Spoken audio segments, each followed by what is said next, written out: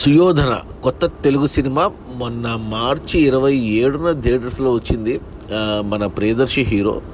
ఇప్పుడు ఏప్రిల్ 17న మనకు Amazon ప్రైమ్లో stream అవుతుంది ఓటీటీలో. నేను ఈ సినిమా ట్రైలర్ చూశాను. మార్చి 27 ముందు ట్రైలర్ మాత్రం వచ్చింది యూట్యూబ్లో. అప్పుడు చూశాను, టైటిల్ బాగా ఉంది, సుయోధన అనేసి. ప్లస్ ప్రియదర్శి ఉన్నాడు, సాయి కుమార్ ఉన్నాడు. కొద్దిగా ఫ్యాంటసీ ఎలిమెంట్ లాగా అనిపించింది. చూద్దాం అనుకున్నాను, కానీ థియేటర్లో ఎప్పుడు వచ్చింది ఎప్పుడు లేదో కూడా తెలియదు, ఎవరు చూడలేదు ఈ సినిమాని. ఇప్పుడు ఓటీటీలో రాగానే అమెజాన్ ప్రైమ్లో టక్కున గుర్తొచ్చింది, అరే ఈ సినిమా గురించి నాకు తెలుసు కదా, చూద్దామని చూశాను. రన్ టైం కూడా తక్కువే ఉంది, 2 గంటలే ఉంది కాబట్టి చూశాను అనమాట. చూస్తే మొదటి అరగంట పాటు సినిమా అంటే నాకు ఈ సినిమాని ఎందుకు ప్రమోట్ చేయలేదు, థియేటర్లో వచ్చిన ఒక యూట్యూబ్లో ట్రైలర్ వదిలేరు కానీ ప్రమోషన్స్ ఏం చేయలేదు ఈ సినిమాకు. ప్రియదర్శి కానీ ఒక ఇంటర్వ్యూ లేదు, ఒక ప్రీ రిలీజ్ ఈవెంట్ లేదు, ఏమీ లేదు. అర్థమైంది నాకు మొదటి అరగంట చూడంగానే అర్థమైంది, అంటే ఎవరు ఓన్ చేసుకోలేదు ఈ సినిమాను. పాత సినిమానేమో మరి ఎప్పుడో తీసినట్టున్నారు. అర్థమైంది, కొద్దిగా బడ్జెట్ లేదు, ప్రొడక్షన్ వాల్యూస్ లేవు, ఒక టీవీ సీరియల్ మాదిరి అనిపించింది మొదటి అరగంట. ఇక చూడడం ఆపేద్దాం అనుకున్నప్పుడు ఒక చిన్న కదలిక వచ్చింది కథలో, సాయి కుమార్ క్యారెక్టర్ సైడ్ నుంచి. అక్కడి నుంచి సరే ఏదో బాగానే ఉన్నట్టుందిలే అని చూశాను అనమాట. ఒక అరగంట పాటు, అంటే ఇంటర్వెల్ అయ్యేసరికి 1 అవర్కి వచ్చేసరికి ఫస్ట్ అరగంట నాకు నచ్చకపోయినా సెకండ్ అరగంట మాత్రం కొద్ది కదలిక ఉంది కాబట్టి కొద్దిగా క్యూరియాసిటీ బిల్డ్ అయింది. సుయోధన అంటే ఏంటి, ఎవరు సుయోధన అనేది క్యూరియాసిటీ బిల్డ్ అయింది. కొన్ని ఎలిమెంట్స్ ఓపెన్ అయ్యాయి, దాన్ని బట్టి మనం గెస్ చేయొచ్చు ఏది ఏంటి అనేసి. కొన్ని ట్విస్టులు మనం ముందే ఊహించవచ్చు, అలాగే ఉన్నాయి.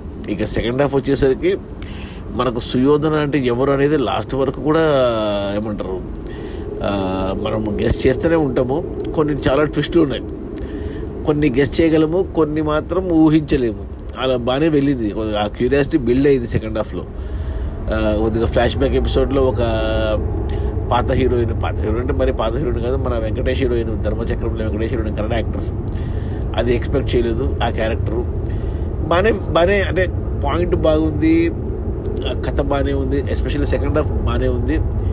ఏమంటే బడ్జెట్ లేదు సినిమాకు, అందుకు డైరెక్టర్ కొద్దిగా ప్రజెంట్ చేసే విధానంలో కూడా సరిగ్గా లేదు, బ్యాక్గ్రౌండ్ మ్యూజిక్ లేదు, ఏమీ లేదు. ఇదే సినిమాని కొద్దిగా బడ్జెట్ ఇచ్చి కొద్దిగా ఎక్స్పీరియన్స్ మ్యూజిక్ డైరెక్టర్ ఉంటే కన్నా బాగా అనిపించేదేమో. అయినా కానీ ఓకే అంటాను నేను సినిమా. అంటే సెకండ్ హాఫ్ నాకు ఎస్పెషల్లీ సెకండ్ హాఫ్లో అంటే చూశాను, హుక్కే చూశాను సినిమాను, ఎందుకు ఏంటి ఎలా అనేసి. బాగానే ఉన్నాయి ప్రొసీడింగ్స్ సెకండ్ హాఫ్ ఎస్పెషల్లీ. మొదటి అరగంటని క్షమించేస్తే మిగతా గంటన్నర చూడదగ్గగానే ఉంది. దట్టు ఇది ఫ్యామిలీ ఫ్రెండ్లీ, ఎటువంటి అసభ్యమైన మాటలు, సన్నివేశాలు, సీన్లు ఏం లేకుండా నీట్గా ఉంది. సో ఇంటిల్లి 10 కలిసి చూడొచ్చు. థియేటర్లో చూడకపోయినా కానీ ఇప్పుడు ఓటీటీ కాబట్టి 2 గంటలే కాబట్టి చూసేయచ్చు, దాంట్లో తప్పేం లేదు. నా రేటింగ్ వచ్చి 2/5. ఓకే అంటాను, నైదర్ గుడ్ నార్ బ్యాడ్, ఓకే, 1 టైం వాచబుల్. బాగానే ఉంది సినిమా, చూడొచ్చు. మరీ నేను చండాలంగా ఉంటుంది అనుకున్నాను కానీ బట్ బాగుంది. సుయోధన టైటిల్ బాగుంది, ఎస్పెషల్లీ సెకండ్ హాఫ్ చాలా బాగుంది. ట్విస్టులు బాగున్నాయి. కొన్ని ట్విస్టులు మనం గెస్ కొట్టినా, కొన్ని ట్విస్టులు మాత్రం గెస్ చేయలేము. ఓవరాల్గా సినిమా ఓకే అంటాను. సో చూసేయండి ఈ వీకెండ్లో. అమెజాన్ ప్రైమ్లో ఉంది, తెలుగు సినిమాని, తెలుగు యాక్టర్లే. సో నా రేటింగ్ ఎస్పెషల్లీ షైన్ అయింది మేజర్గా మన ప్రియదర్శి కాకుండా సాయి కుమారు, ఇంకా ఆ కన్నడ యాక్ట్రెస్ ఎవరైతే మన ధర్మచక్రంలో వెంకటేష్ హీరోయిన్ ఉందో ఆ అమ్మాయి.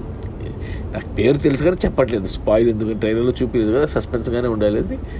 సో ఈ 3 క్యారెక్టర్లు బాగా షైన్ అయ్యాయి. ఇంకా హీరోయిన్, ఇంకొన్ని క్యారెక్టర్లు సపోర్టింగ్లో ఉన్న కొన్ని క్యారెక్టర్లు ఉన్నాయి కానీ ఓకే.